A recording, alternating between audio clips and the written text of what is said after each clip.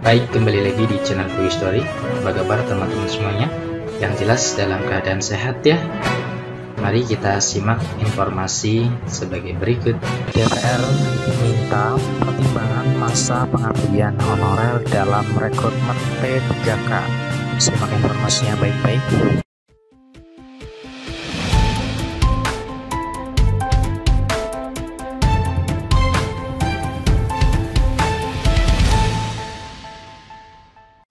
Baik, kembali lagi di channel Quick Story. Pada kesempatan kali ini kita akan memberikan informasi informasi terbaru seputar tenaga honorer. Informasi ini kami kutip dari laman website Antara.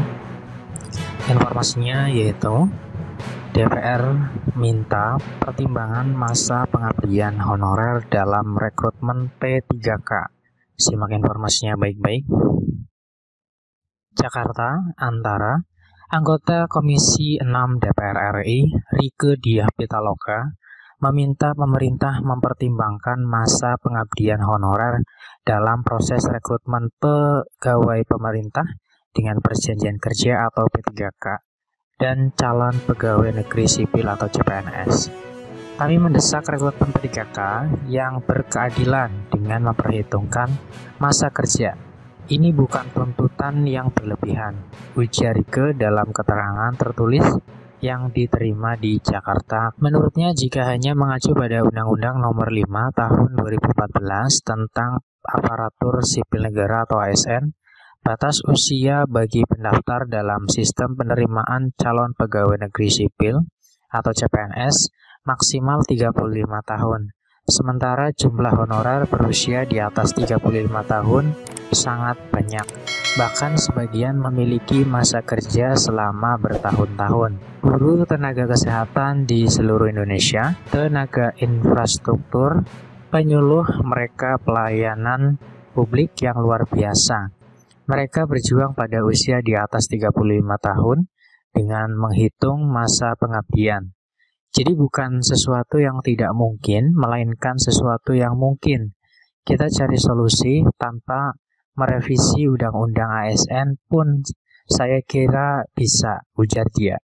Selain mempertimbangkan masa pengabdian, Rieke pun meminta Menteri Pendayagunaan Aparatur Negara dan Reformasi Birokrasi, Menteri PAN-RB Abdullah Azwar Anas, Menteri Hukum dan Hak Asasi Manusia Menkumham Yasona H. Lauli, Menteri Dalam Negeri Mendagri Tito Karnavian, Sekretaris Kabinet Pramono Anung, dan Menteri Keuangan Sri Mulyani untuk memberikan jaminan hari tua dan pensiun untuk pegawai non-ASN atau P3K. Terkait dua permasalahan tersebut, Rieke sudah menyampaikan surat resmi kepada para menteri terkait. Saya dengar baru 3 dulu yang didapat: kesehatan, jaminan kecelakaan kerja, dan kematian.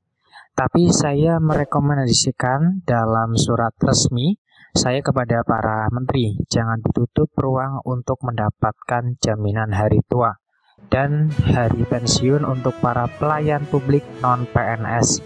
Toh juga skemanya juga dipotong upah, ucap Rieke. Saat ini Rieke mengaku yakin bahwa Presiden Joko Widodo dan jajaran kementerian atau lembaga tidak hanya bekerja dengan rasionalitas tetapi juga dengan hati. Ini nasib jutaan orang. Negara bisa runtuh kalau tanpa pelayanan publik yang begitu banyak, ucapnya. Sebelumnya Rieke telah menemui Menteri Anas untuk membicarakan nasib para honorer dan P3K. Perjuangan Rieke itu mendapatkan sambutan positif. Ia mengatakan alasannya memperjuangkan nasib honorer dan P3K didasarkan pada keluhan para honorer dan P3K yang dia dengar dalam kunjungan kerja sebagai anggota DPR RI. Beberapa waktu lalu, Rieke pun bertemu dengan guru honorer di SD Inpres Durean 2 Durean, Kecamatan Amarasi Selatan, Kabupaten Kupang, Nusa Tenggara Timur, bernama Nuryati. Nuryati menjadi guru honorer sejak tahun 2005.